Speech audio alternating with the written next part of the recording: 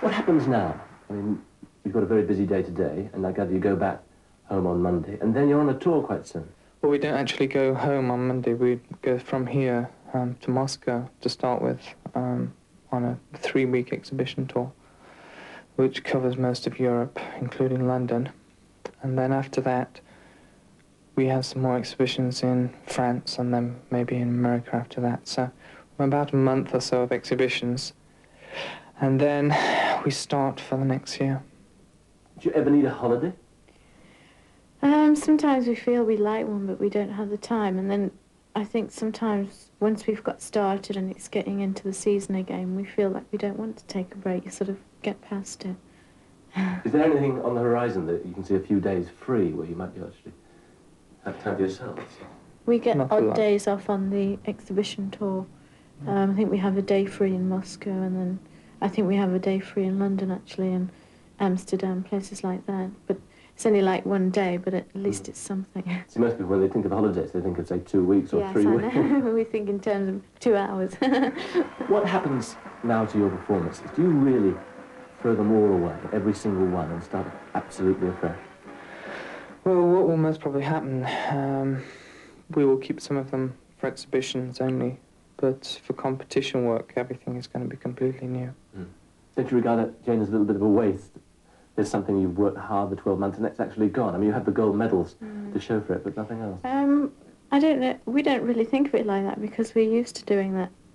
I mean, we've been competing internationally for about 5 years now, and you're used to sort of the end of the season and then starting afresh. In some ways, it's quite a welcomed relief, especially in the earlier compulsory elements.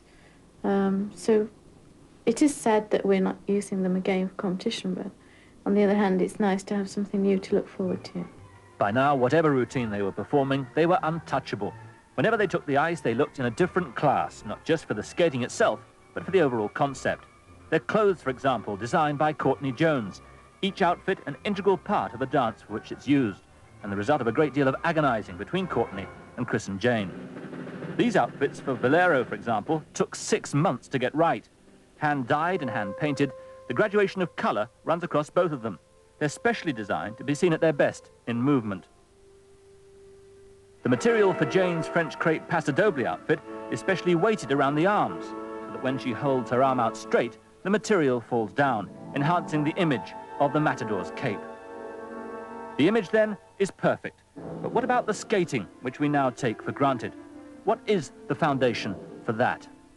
There are two things, I think. First of all, Jane was a former solo and pair skater. Technically, a very, very high-class skater, technically. Chris has got a fantastic, creative, choreographic mind, which makes you wonder how on earth he came out of the police force with this sort of quality. It stuns you to think that a man who once used to plod the beat and deal with drunks on the corner on a Saturday night in Nottingham could produce this sort of dramatic effect on the ice.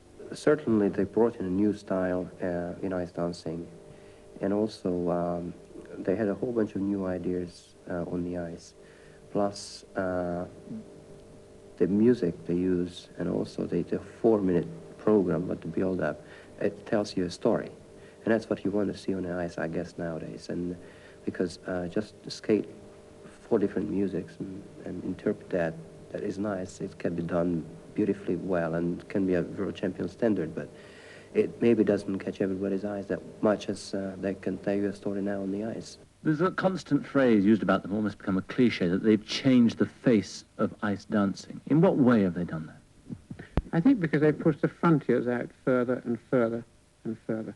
And I think this year that they have gone into another direction altogether. And I think they've opened up a new era of ice dancing if the rest of the world can grasp at what they're trying to do.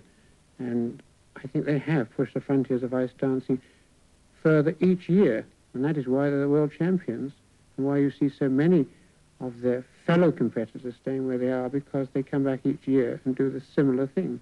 Whereas Chris and Jane don't. Every year they come back with something new.